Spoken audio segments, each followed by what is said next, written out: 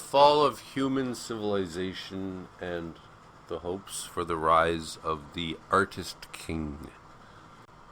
So I'm going to blame the collapse of humanity on bad art. Then I'm going to offer a solution, which probably isn't a good solution, but there's not a lot of good solutions. So 2,000 and some odd years ago, Socrates argued that philosophers should be in charge. They should be the kings, because they know everything, and they're the smartest. Since then, some have argued that philosophy began as art criticism. Plato began by saying, kick out the artists because they're dangerous. And it's been argued that in many ways philosophy is art's younger sibling, jealous younger sibling. Philosophers are just jealous that they can't be artists. Now, I like that idea. I also believe that art is not entirely subjective. It's both subjective and objective. If art was all just subjective, then there would be no point. You would never be able to have an art critic. There are levels of quality of art. If you doodle on a napkin, that is inferior to somebody who does a whole sculpture, an intricately done sculpture. I'm sorry, that's higher art than a little doodle that you did on a napkin. I also believe that art criticism is the most highest calling, aside from being an artist yourself. Because it's the job of the art critic to say to the public, this is what you should be watching, this is what you should be listening to. Don't listen to Britney Spears. She's just bubblegum. She does nothing for your spirit or your soul, if you believe in souls. Now, if you examine a country and if you examine periods in history, you'll probably notice that a country only was doing as well as its art was doing. And in many ways, the artist is more important than the country. Like, in a lot of ways, Shakespeare is bigger than England. James Joyce is bigger than Ireland. Now, if we flash forward to the modern times, Hollywood has largely monopolized the world in terms of, if we're to call movies art, and I don't really do that, but insofar as people consume stories and music and whatnot, Hollywood movies, and the music industry, Britney Spears, Taylor Swift, they dominate the artistic landscape for the world. The entire world looks to them. And looking back again to the glory days, I would say, the days when there was Mozart, blah blah blah. Okay, well, Mozart wrote for the king. So in those days, the artist was the slave to the king. Before then, the artist was the slave to the church. Bach wrote his music for the glory of God. Mozart wrote his music for the glory of His Majesty. You wouldn't even be able to see a painting unless you were on your way to go see the king, because the paintings would be adorning the halls on the way to see the king, because the art is there to glorify the king. Like, holy shit, you're going to see the king, and look how impressive he is. He's got all these paintings in the hall on the way to see him. So no peasants would ever see a great painting, and no peasants would be invited to go see a symphony by Mozart. Even Mozart probably only heard his symphonies once in his life. Two offhand things. They say that you can judge what a society values most by who has the tallest buildings. So, back in the days of the Holy Roman Empire or whatever, the churches would be the tallest buildings. And then when there were the kings, their castle would be the tallest building. Whereas today, the banks, they have the tallest buildings, right? Another interesting thing is the etymology of the word idiot. An idiot, that word comes from ancient Greece, and it literally means somebody who does not participate in democracy. Somebody who says, you know what, my life is fine, so I'm not going to vote. Or I don't care what happens to my neighbor because it's not my problem.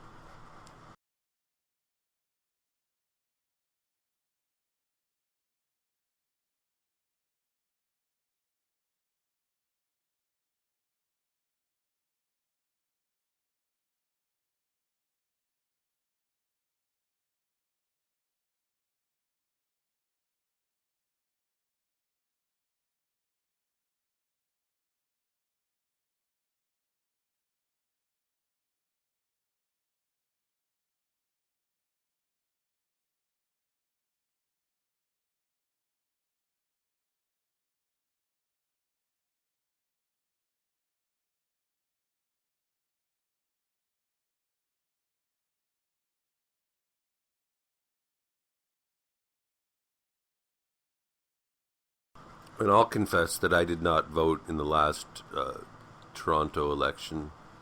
So I'm technically an idiot. So I think that over the years and the centuries, art has degraded to the point where the Fast and the Furious, people are seeing just garbage like that, and that passes for modern day art. Or Taylor Swift or Britney Spears, who are not artists really in and of themselves. Maybe they write one or two lyrics to their songs, but they've got 5 people writing and producing their songs, at least 5, if not 20. You might say that Hollywood it had its glory days, but those days are numbered. There used to be 100 A-list celebrities. Now there's maybe 5. There used to be 100 A-list bands that they could actually make a living doing it. Now there's like 5. If you're not Taylor Swift, you're nothing, right? There's nothing in between. Similarly, there are fewer billionaires, but those fewer billionaires have much more money. Pretty soon there's going to be even fewer, and they will be trillionaires. And then the number of people with no money will increase and is increasing every day. In my lifetime, when I was a child, most people could get a job and buy a house. That is no longer the situation. So I'm saying that the societies are collapsing. We're destroying the planet. We need a new system. I'm arguing that the money system is no longer important. It's obsolete. We don't need to use money anymore. Some people argue that if you don't work for money, then you're not going to work. Everybody's just going to be lazy and sitting at home. And that's been proven to not be true. Furthermore, a friend of mine once said recently that laziness isn't that bad. One wishes that the Germans were lazy during World War II, but they worked very hard. So, there's nothing wrong with being lazy. It's okay. The money system has to go. We have enough food. We have enough resources for everybody to be fine. And there's no reason for somebody to have $1 billion. Okay? One yacht is enough. It's more than enough for one person. You don't need more than one bed. And your bed can only be so fluffy, right?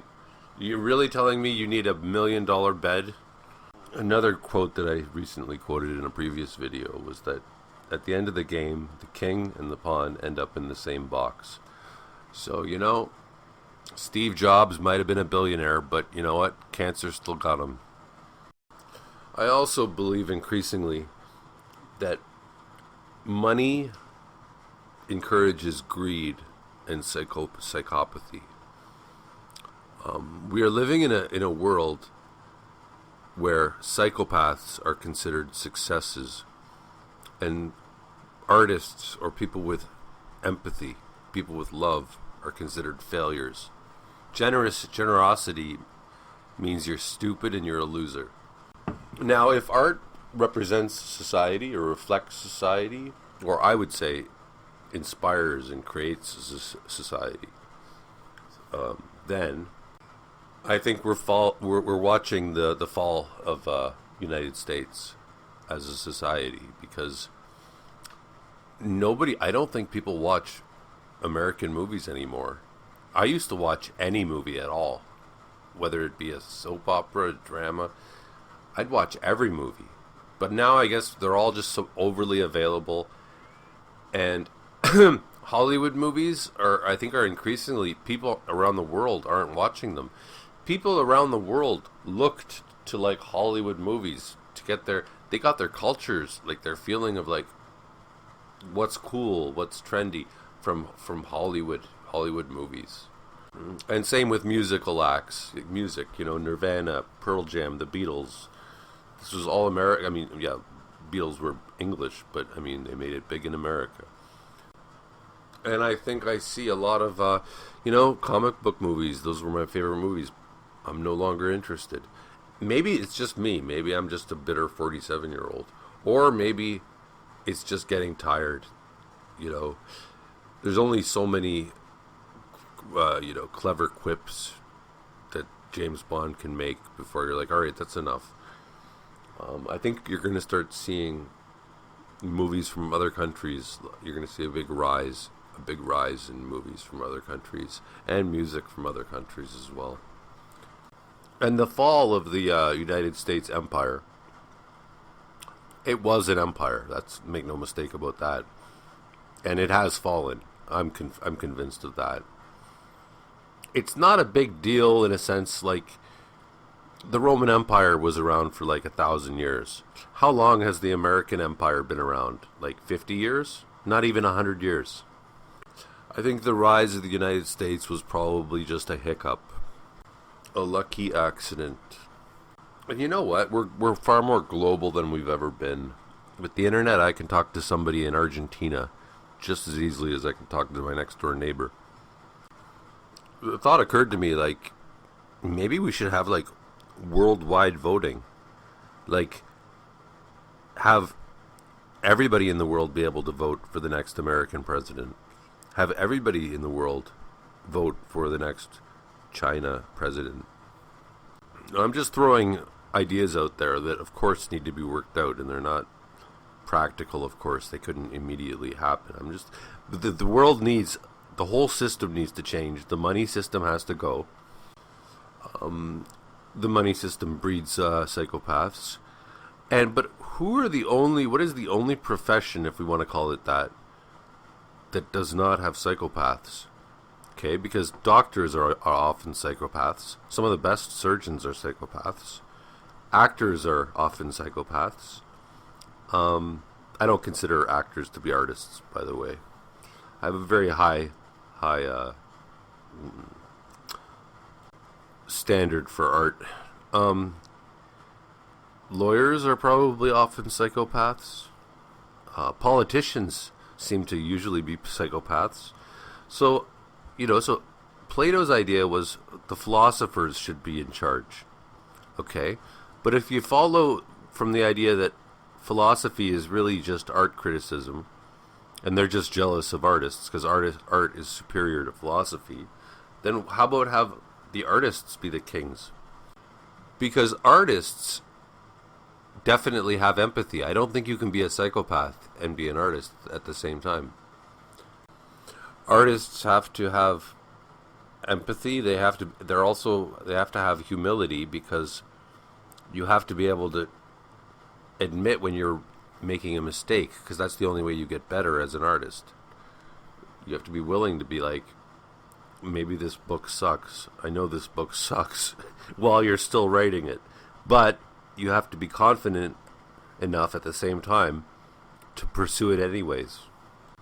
Oh, another warning sign about how the United States is collapsing is how they're trying to kick the scientists out, right? Like, what do you guys know about hurricanes? Screw you. We'll decide whether there's going to be a hurricane. We don't believe in the measles, so we're all going to just not... we're just going to all get the measles. Gravity schmavity. Watch, I can walk off a building and I'll be fine. I think it was Neil deGrasse Tyson who was saying how, the Arabic world, like the Middle East, all the Arab countries, they almost had no science for like hundreds of years, because their religion, part of the religion was that the number zero was evil. I think that's what it was. And their contribution to the world was the number zero. But they thought math was evil. I'm not getting all of that right, but my point just being that if you don't believe in science, you're screwed as a country. And correct me if I'm wrong, but one of the main reasons the United States became the empire of the world was because they had the best scientists. So my bottom line is that we need a new system. The money system doesn't work anymore. I guess it worked for a while, but it doesn't work anymore. It's gone way out of hand. It's not helping. It's only hurting now. And art needs to make a renaissance. Has to have if that's the right word, it has to make a comeback. What does that mean? That means people have to start reading and writing books. Movies, I think, are over. I think it's done. People have to start, buying vinyl records, using record players, and performing live even though I hate live music, perform music, and people have to buy paintings and paint paintings, not just JPEGs and GIFs. Music needs to stop being just MP3s. This is a broad subject which I don't have all the answers to, so forgive me for going all over the place. But also communities. People need a sense of community again. A major problem in the United States is that there is no feeling of community. People don't feel like they've got a culture anymore. And I understand that because I live in Canada. I live in Toronto, which I think is the most multicultural city in the world. Right? It's a melting pot. It's an experiment. But the problem with having a melting pot, a city, Toronto, of all these cultures is that you don't really feel like you have your own culture. And I don't blame Americans for thinking like, what the hell's our culture? Who are we? Right? I don't know. Apple pie and guns? And it's normal to have fear of other cultures. Like I always say, if my daughter was dating a guy who comes from a culture of cannibals, I would have a problem with it. It wouldn't be a racial problem, it would be a cultural problem. Xenophobia, fear of foreigners, that is a thing that's a problem that has existed for 2,000 years. Zeus, right, the king of the gods, of the Greek gods, his name was Zeus Xenios. That's where the term comes from. He was the god of hospitality, because that's what Xenios is, hospitality. So xenophobia is fear of foreigners. And I mean, like, just on a basic level, if I don't know you, I don't want to invite you over to my house.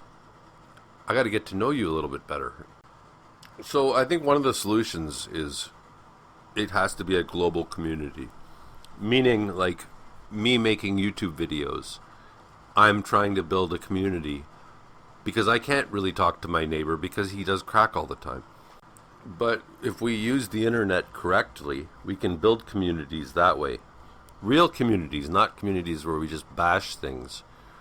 Although even bashing things is better than, I don't know, bashing your head because you're at a frustration at home.